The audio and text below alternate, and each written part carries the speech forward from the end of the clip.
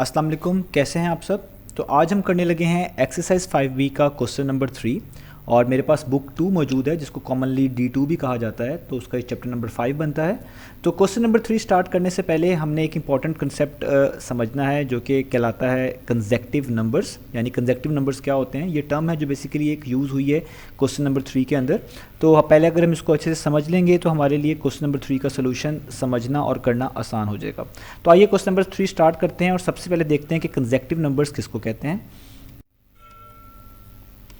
तो हमारे पास जो कंसेक्टिव नंबर की डेफिनेशन है वो आपके सामने है। Numbers which follow each other in order without gaps from smallest to largest. ऐसे नंबर्स जो एक दूसरे को फॉलो कर रहे होते हैं किसी खास ऑर्डर में या किसी खास पैटर्न में, आप कह सकते हैं। उनमें कोई गैप्स नहीं होते। गैप्स का मतलब है 1 और 2 जैसे दो नंबर है, इनमें कोई भी गैप नहीं है और 1 के बाद फौरी ही 2 आपको मिलेगा और 2 के बाद अगर आप अगला नंबर लें 3 मिलेगा। तो ऐसे नंबर जिनमें कोई और नंबर फिल ना किया जा सकता हो, वो ऐसे नंबर्स को हम बोल रहे हैं कंसेक्टिव नंबर्स। और फ्रॉम स्मॉलेस्ट टू लार्जेस्ट का मतलब है कि यानी सबसे पहले लेट्स से अगर आपके पास 1 है, उसके बाद 2 है, तो 1 स्मॉलेस्ट है, 2 लार्जेस्ट है। 2 के बाद 3 है तो 2 स्मॉलेस्ट है, 3 लार्जेस्ट है, यानी स्मॉलेस्ट से लार्जेस्ट की तरफ जा रहे हों।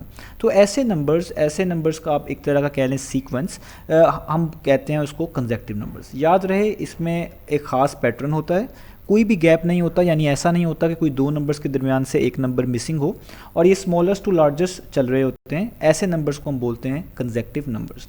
इसकी एग्जांपल भी देख लेते हैं, मैंने बोल भी दी है वैसे एग्जांपल। तो जैसे आपके पास ये नंबर्स हैं, ये सीक्वेंस है 1 2 3 4 और ये चलता ही जा रहा है और ये इन्फिनिट मैनी नंबर्स यहाँ पे आ सकते हैं। तो ये जो नंबर्स हैं कंसेक्टिव नंबर्स हैं, क्योंकि 1 के बाद फ़ौरन आपके पास 2 है, 2 के बाद 3 है और 3 के बाद 4 है।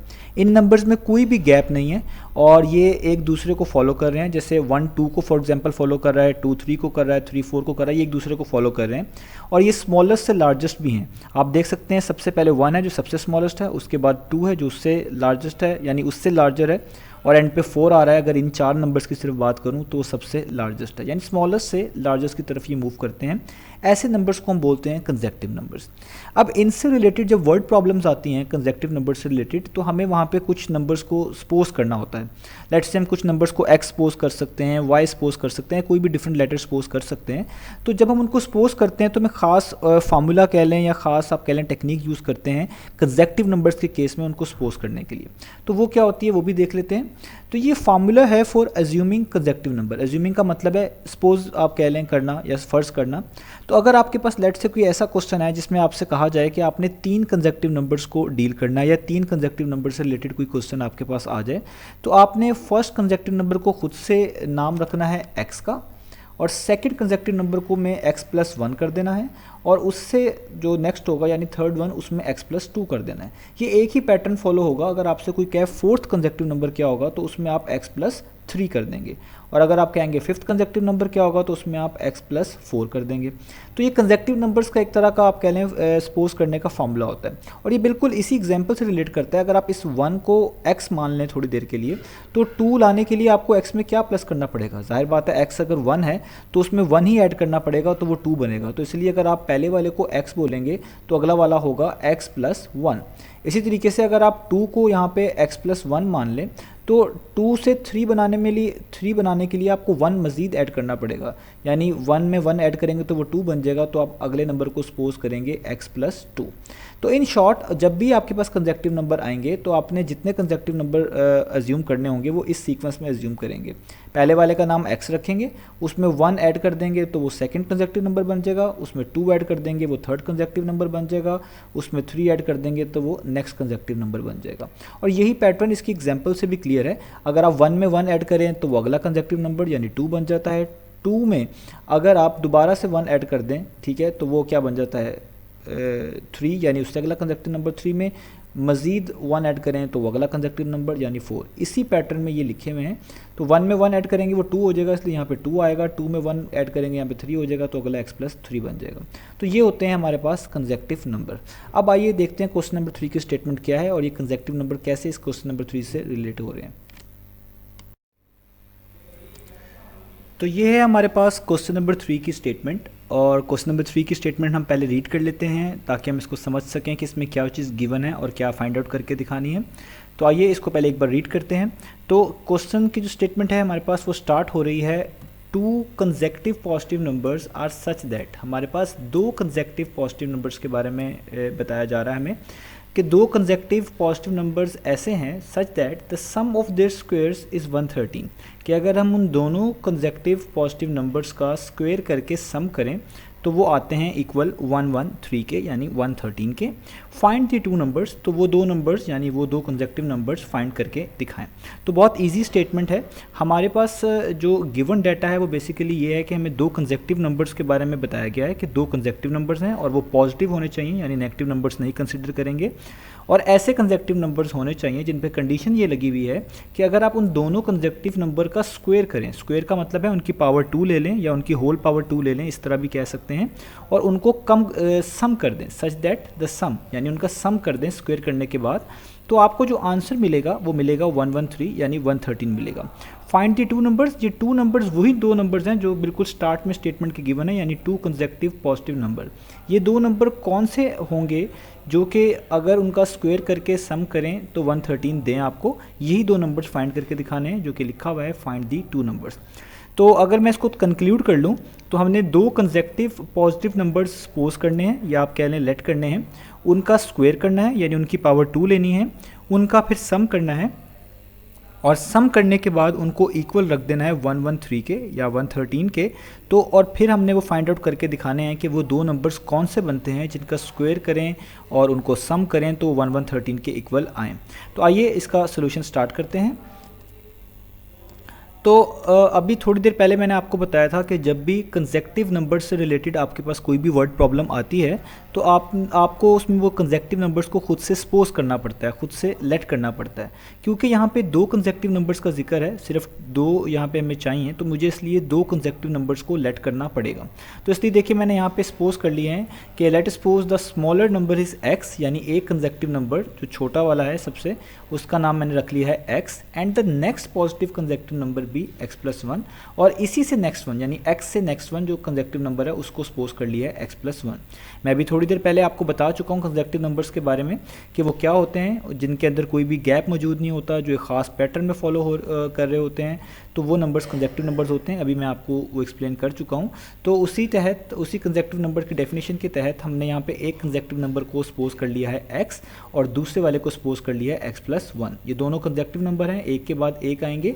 इसको मैंने स्मॉलर इसलिए कहा है क्योंकि मैंने आपको अभी बताया था कि कंसेक्टिव नंबर्स जो हैं वो स्मॉलर से ग्रेटेस्ट की तरफ जाते हैं, यानी स्मॉलर से ग्रेटर वाला पैटर्न फॉलो करते हैं। अगर x को स्मॉलर कहूँगा तो इससे जो नेक्स्ट होगा वो इससे लार्जर होगा, इसलिए ये x+1 लार्जर है और इस x को मैं क्या बोल रहा हूँ स्मॉलर।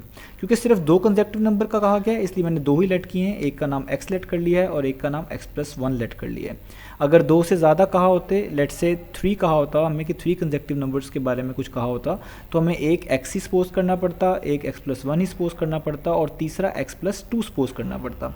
क्योंकि सिर्फ दो कंसेक्टिव नंबर्स के बारे में बताया गया है तो सिर्फ एक को x कहा है और एक को x+1 कहा है। यही टेक्निक आप फॉलो करेंगे जब भी सिंपल कंसेक्टिव नंबर्स के बारे में आपको बताया जाएगा। अगर कंसेक्टिव नंबर्स के ऊपर कोई कंडीशन लगी हो लाइक इवन कंसेक्टिव नंबर्स या ऑड कंसेक्टिव नंबर, तब हमें यहाँ पे थोड़ी चेंजेस करनी पड़ती हैं, लेकिन क्योंकि अभी यहाँ पे कुछ ऐसा गिवन नहीं है तो हम सिंपल x और x+1 से ही काम चलाएँगे। इसके अलावा स्क्वायर का क्या मतलब है ये पहले ही बता चुका हूँ, यहाँ पे मैंने वैसे डाल भी दिया है। स्क्वायर का मीनिंग है, जिस तरह आप एग्जांपल के तौर पे देख लें, एक्स स्क्वायर, इसको हम पढ़ते हैं एक्स स्क्वायर, इसका मतलब होता है एक्स इटसेल्फ मल्टीप्लाई हो रहा है वन टाइम, तो x को x से मल्टीप्लाई करें तो x स्क्वायर होता है। यही स्क्वायर का मतलब हमने इस क्वेश्चन के अंदर भी सपोज करना है, या इस क्वेश्चन के अंदर भी हमने इसको इसी तरह लेके चलना है कि अगर किसी भी नंबर का स्क्वायर आएगा तो उसका मतलब होगा उसके ऊपर पावर क्या आएगी, 2 आएगी, इसी को हम स्क्वायर बोलते हैं। तो हमारे पास अगर हम क्वेश्चन के स्टेटमेंट की तरफ जाएँ, हमारे पास जो दो कंसेक्टिव नंबर्स थे उनका हमने पहले स्क्वायर करना था, यानी इसी तरीके से उसकी पावर 2 लेनी है, फिर उनको हमने सम करना था और सम करने के बाद किसके इक्वल रख देना है 113 से, और फिर हमने वो दो नंबर्स फाइंड करके दिखाने हैं। कौन से दो नंबर्स, यही एक x और दूसरा x+1, यानी बेसिकली हमें x की वैल्यू फाइंड करनी पड़ेगी, उससे हमें x भी पता चल जाएगा और x+1 जो अगला नंबर होगा वो भी पता चल जाएगा। तो जो हमारे पास इक्वेशन बनती है वो कुछ इस तरह की बनेगी। तो ये इक्वेशन बिल्कुल इस स्टेटमेंट को देख के बनाई गई है, यानी दो नंबर्स को पहले स्क्वायर किया गया है, यानी इस x को स्क्वायर किया गया है तो ये फर्स्ट में लिख दिया गया है x स्क्वायर, और इस दूसरे कंसेक्टिव नंबर यानी x+1 का भी होल स्क्वायर लिया गया है। तो आप देखें ब्रैकेट्स के बाहर यहाँ पे स्क्वायर नज़र आ रहा है, इसका भी स्क्वायर ले लिया है। उसके बाद इनको करना था सम, तो इनके दरमियान में एडिशन का साइन है, यानी इन दोनों को सम कर दिया गया है। और ये किसके इक्वल आने चाहिए थे, इस 113 का मतलब था ये इक्वल आने चाहिए थे 113 के, यानी दोनों कंसेक्टिव नंबर को स्क्वायर किया है, यानी इन पे दोनों की पावर 2 यूज़ की हैं, उनको सम किया है, यानी दोनों को ऐड कर दिया है और उसको इक्वल रख दिया है 113 के, और यहाँ पे इक्वल आ गया 113। जिस तरह स्टेटमेंट गिवन थी उसी स्टेटमेंट को मैंने ट्रांसलेट करके मैथमेटिकली इस तरह लिख लिया है। याद रहे पहला कंसेक्टिव नंबर x था, दूसरा कंसेक्टिव नंबर x+1 था, तो पहले का x का यानी स्क्वायर x स्क्वायर कहलाएगा, दूसरे का x+1 का स्क्वायर x+1 होल स्क्वायर कहलाएगा। दोनों को ऐड करना था तो ऐड भी कर दिया, और ये इक्वल आने थे 113 के, तो इक्वल ले आए हम इसको 113 के। अब यहाँ पे जो x+1 होल स्क्वायर लिखा हुआ है, इसको एक्सपेंड करने का तरीका या इसकी ब्रैकेट्स रिमूव करने का तरीका जो है वो बाय फार्मूला है या बाय आइडेंटिटी है। ये बहुत मशहूर फार्मूला है जिसको हम बोलते हैं a+b होल स्क्वायर, वो हम यहाँ पे यूज़ करेंगे इसकी ब्रैकेट्स को ओपन करने के लिए। तो वो फार्मूला भी मैं यहाँ पे मेंशन कर देता हूँ। तो वो फार्मूला ये आपके पास सामने है, a+b होल स्क्वायर इक्वल होता है a square plus b square plus 2ab के। जब भी आपको इस ब्रैकेट्स में कोई दो टर्म्स जो हैं इस तरह ऐड हो रही हों, उन पे होल स्क्वायर हो, तो आप ये वाला फार्मूला यूज़ करते हैं। इस फार्मूले में जो फर्स्ट टर्म होती है यानी a, उस पे अलग से स्क्वायर आता है, सेकंड टर्म यानी यहाँ पे b नज़र आ रही है, उस पे अलग से स्क्वायर आता है, फिर प्लस का साइन आता है, और इन दोनों टर्म्स को मल्टीप्लाई करने के बाद 2 से मल्टीप्लाई कर दिया जाता है। तो देखें यहाँ a और b मल्टीप्लाई होने के बाद किससे मल्टीप्लाई हो रही हैं, 2 से मल्टीप्लाई हो रही हैं। हमने इसी फार्मूले की मदद से इस x+1 के होल स्क्वायर को ओपन करना है, तो आइए इसको ओपन कर लेते हैं। तो ये हमने इस ब्रैकेट्स को ओपन कर लिया है। फर्स्ट वाला x square as it is नीचे मैंने नोट डाउन कर लिया है। x+1 होल स्क्वायर पे ये वाला ही फार्मूला हम यूज़ करेंगे, यानी सबसे पहले फर्स्ट टर्म का स्क्वायर, ये फर्स्ट टर्म x थी, उस पर क्या आ गया स्क्वायर, बिल्कुल आपने इस फार्मूले को जहन में रखना है, हम यही यूज़ कर रहे हैं। उसके बाद प्लस का साइन, सेकेंड टर्म का स्क्वायर, इधर प्लस का साइन आया और सेकेंड टर्म 1 है तो 1 पे भी क्या आएगा स्क्वायर, फिर प्लस का साइन, जिस तरह यहाँ पे 2ab आया था इस तरीके से यहाँ पे 2a का मतलब है फर्स्ट टर्म यानी x, b का मतलब है सेकंड टर्म यानी 1, तो 2x और 1 ये तीनों चीज़ें आपस में मल्टीप्लाई हो रही है। इनकी ब्रैकेट से शो कर रही हैं कि ये तीनों चीज़ें आपस में मल्टीप्लाई हो रही हैं, और 113 यहाँ पे वैसे ही रहा। अब हमने इसको मज़ीद सॉल्व करना है इस इक्वेशन को, ताकि हम इसको एक सिंप्लीफाइड फॉर्म में लेके आ सकें। तो ये जो दोनों आपके पास एक्स स्क्वायर हैं ये तो लाइक टर्म्स हैं, यानी एक जैसी टर्म्स हैं, और एक जैसी टर्म्स को ऐड और सब्ट्रैक्ट किया जा सकता है, इसलिए ये एक्स स्क्वायर और ये एक्स स्क्वायर दो मरतबा हैं, तो 1x square plus 1x square मिलके क्या बन जाएंगे 2x स्क्वायर बन जाएंगे। और इसको 2x स्क्वायर इस तरह भी कहा जा सकता है कि एक्स स्क्वायर के साथ कुछ नहीं लिखा हुआ तो हम 1 कंसिडर कर लेंगे, इधर भी एक्स स्क्वायर के साथ कुछ नहीं लिखा हुआ तो यहाँ पे भी 1 कंसिडर कर लेंगे, और 1 + 1 कितना होता है 2, और एक्स स्क्वायर साथ वैसे ही, यानी 1x square plus 1x square 2x square. तो ये इक्वेशन कुछ इस तरह की बन जाएगी। तो ये x square plus x square नीचे 2x स्क्वायर आ चुका है। 1 का स्क्वायर का मतलब है 1 मल्टीप्लाई बाय 1, तो 1 टाइम्स क्या होता है 1 ही होता है, इसलिए मैंने यहाँ पे +1 एज इट इज़ उतार लिया है। 1 का स्क्वायर 1 ही होता है। 2 को x टाइम्स मल्टीप्लाई करूँगा तो 2x बन जाएगा, और 2x को 1 से करूँगा मल्टीप्लाई, तो किसी भी चीज़ को 1 से मल्टीप्लाई करें तो उसमें कोई भी फ़र्क नहीं आता, यानी 2x को 1 से मल्टीप्लाई करूँगा तो वापस 2x ही मुझे आंसर में मिलेगा। तो ये जो प्लस 2x यहाँ से मिला वो यहाँ पे लिख लिया, 1 स्क्वायर को सॉल्व करने के बाद जो 1 मिला वो यहाँ से लिख लिया, x square plus x square जो मिला वो 2x स्क्वायर बना, वो यहाँ पे स्टार्ट में लिख लिया। अब ये जो 113 था ये इक्वेशन के राइट साइड पे था, इसको जब मैं इक्वेशन के लेफ्ट साइड पे मूव करवाऊंगा तो इसका भी साइन चेंज हो जाएगा, यानी ये +113 राइट साइड पे आने के बाद क्या बन जाएगा -113, इसलिए मैंने यहाँ पे -113 लिख लिया है। अब इसको आगे सॉल्व करते हैं फर्दर। तो ये वही इक्वेशन जो अभी हमने सॉर्ट आउट की है। तो अब आप देखें ये जो 1 और -113 है ये दोनों सॉल्व हो सकते हैं, दोनों के दोनों कांस्टेंट्स हैं, +1 है और -113 है। प्लस माइनस माइनस होता है, यानी आपको 113 में से 1 माइनस करना पड़ेगा। जब आप 113 में से 1 माइनस करेंगे तो आएगा 112 यानी 112, और साइन बड़ी वैल्यू का लगाना पड़ता है, तो 113 के पीछे जो वैल्यू यानी जो साइन है सॉरी वो माइनस का है, तो आपको साइन लगाना पड़ेगा माइनस, यानी इसका आंसर बनेगा -112।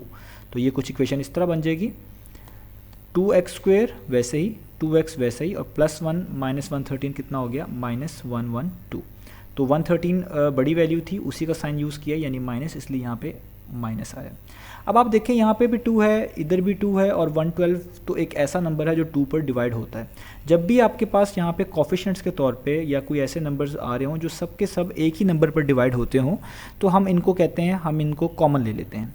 कॉमन लेने का ये मतलब होता है कि ये तीनों नंबर्स किसी एक नंबर पर डिवाइड हो रहे होते हैं और वो नंबर सबसे लार्जेस्ट नंबर होना चाहिए, यानी सबसे बड़ा नंबर जिन पे ये तीनों नंबर डिवाइड हो रहे होने चाहिए। तो ये तीनों नंबर क्योंकि 2 पर डिवाइड हो रहे हैं और सबसे बड़ा नंबर 2 ही बनता है जो इन तीनों नंबर्स को डिवाइड करता है, इसलिए मैं यहाँ पे 2 को क्या लूँगा, कॉमन। कॉमन लेने से ये फ़ायदा होता है कि आपकी इक्वेशन थोड़ी सिंप्लीफाई हो जाती है और उसको सॉल्व करना और भी आसान हो जाता है। तो जब आप 2 कॉमन लेंगे यहाँ से तो इक्वेशन कुछ इस तरह की बनेगी। याद रहे जो चीज़ कॉमन लेते हैं वो ब्रैकेट्स के बाहर आती है और जब आप उसको ब्रैकेट्स के बाहर लिख लेते हैं तो जो चीज़ बच रही होती है वो ब्रैकेट्स के इनसाइड होती है। देखें 2 को बाहर कॉमन ले लिया तो एक्स स्क्वायर के साथ कुछ भी नहीं बचा, सिर्फ एक्स स्क्वायर। यहाँ पे भी जो x का 2 था ये बाहर कॉमन आ चुका है तो यहाँ पे जस्ट बचा x, और जो नंबर होता है इसको आप इस कॉमन वाले नंबर से डिवाइड कर देते हैं, यानी 112 को अगर आप 2 पे डिवाइड करेंगे तो आंसर आएगा 56, इसलिए माइनस वैसे ही, और यहाँ पे क्या लिखा हुआ 56। आप इसको ऐसे भी कह सकते हैं कि हम टेबल पढ़ लेते हैं, यानी 256 टाइम्स कितना होता है 112, तो जितने टाइम्स होता है वो यहाँ पे लिखा होता है। इस तरह 2 1 टाइम्स 2 होता है तो इसलिए एक्स स्क्वायर के साथ यहाँ पे 1 भी लिख सकते हैं, क्योंकि 1 लिखने से कोई फ़र्क नहीं पड़ता इसलिए मैंने यहाँ पे नहीं लिखा हुआ, आप लिख भी लें तो कोई इशू नहीं है। अब ये वाला 2 इस पूरी ब्रैकेट से मल्टीप्लाई हो रहा है, इस पूरी ब्रैकेट्स के अंदर जो टर्म्स लिखी हुई हैं इन सबसे मल्टीप्लाई हो रहा है।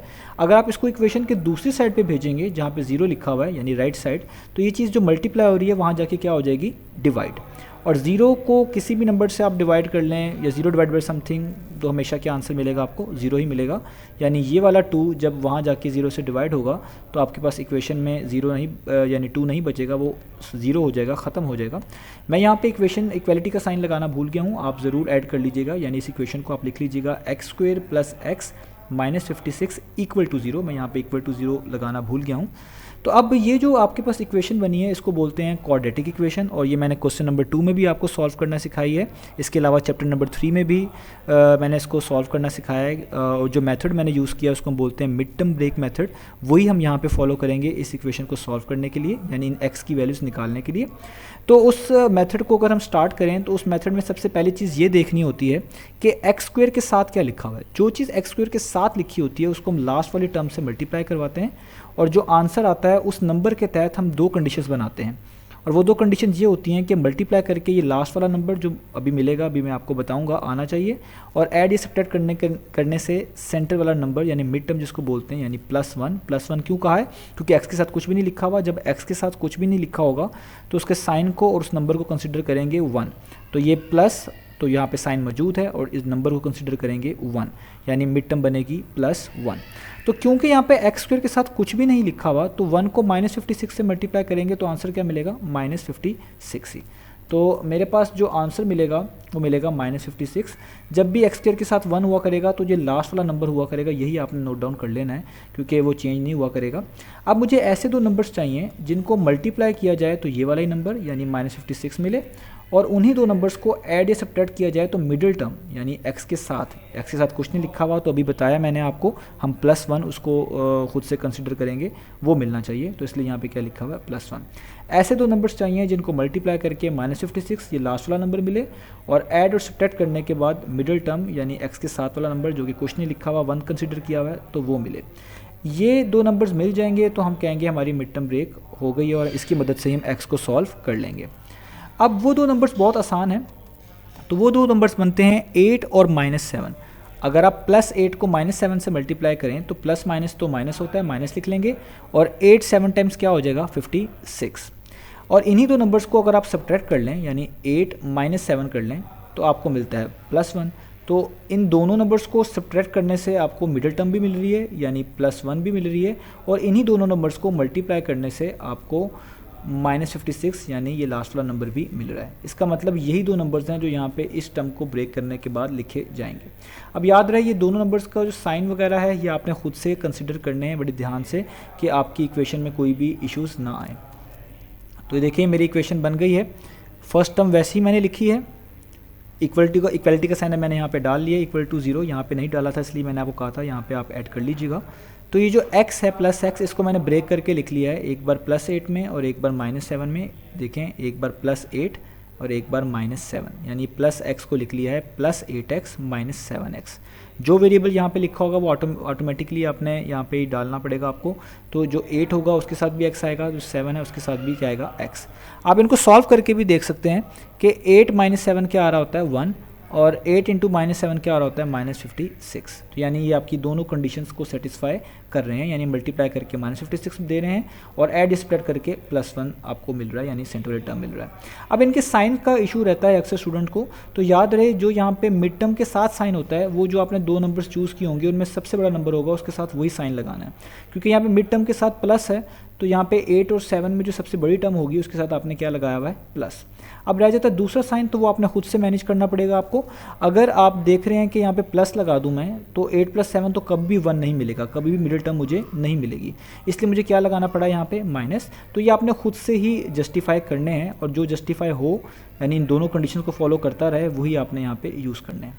अब हम इन दोनों x² और 8x में से इन दो का पेयर बना लेंगे और -7x और -56 का पेयर बना लेंगे और इसमें से हम लेंगे कॉमन।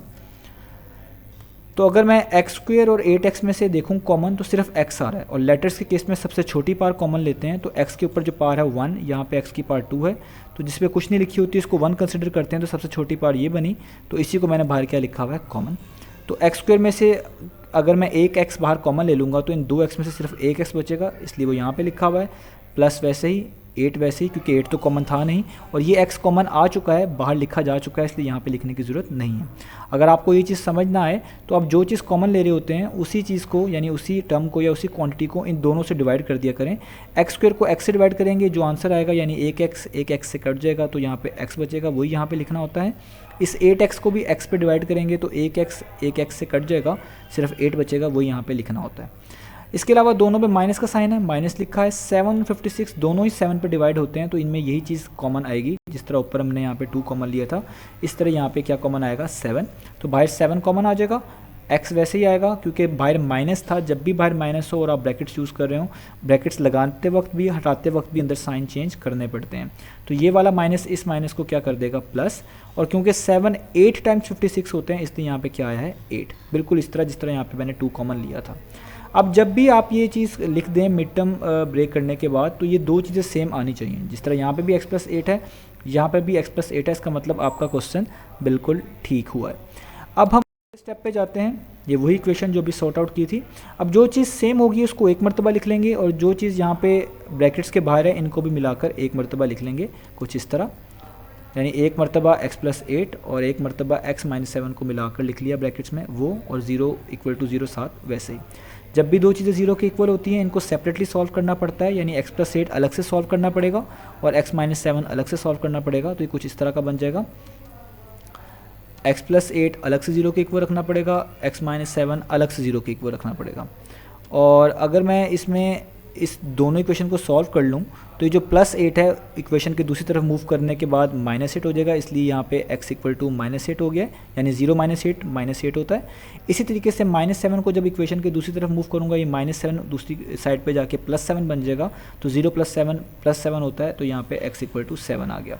अब याद रहे हमारे पास क्वेश्चन के अंदर कहा गया था कि सिर्फ पॉजिटिव कंसेक्टिव नंबर्स चाहिए, उनके बारे में बात हो रही थी। तो यहाँ पे तो एक जो नंबर आ रहा है x, ये नेगेटिव आ रहा है, इसलिए नेगेटिव नंबर को हम क्या कर देंगे, इग्नोर कर देंगे। हम सिर्फ पॉजिटिव नंबर कंसिडर करेंगे, नेगेटिव कंसिडर नहीं करेंगे।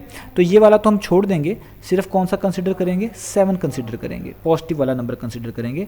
तो दो कंसेक्टिव नंबर क्या हमने लेट किए हुए थे, एक लेट किया हुआ था x जो कि यहाँ पे आ चुका है 7, और एक लेट किया हुआ था x + 1, तो वो हमें फाइंड आउट करना पड़ेगा। तो कुछ इस तरह फाइंड आउट कर लेंगे, यानी एक नंबर तो 7 आ चुका है x, और जो दूसरा नंबर था वो था x + 1, यानी जहाँ पे x होगा आपने उसकी जगह पे उसकी वैल्यू पुट कर देनी है, जो कि अभी आपने फाइंड किया है 7, तो इस x की जगह पे क्या आ गया है 7, और 7 में +1 करेंगे तो क्या आएगा 8, यानी एक कंसेक्टिव नंबर क्या आ गया आपके पास 7, और एक कंसेक्टिव नंबर क्या आ गया 8। यही वो दो कंसेक्टिव नंबर थे जो हमने फाइंड आउट करके दिखाने थे, तो हमारे पास आंसर आ चुका है 7 और 8।